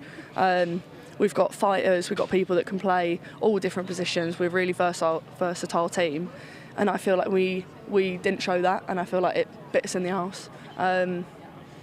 Yeah, I just think we were a lot off it, and like we had some words within the huddle at the end, and I feel like that shows our character and shows like how much we want to win. And today just really wasn't what we wanted. Liverpool were better, even with a goal back, like they were better.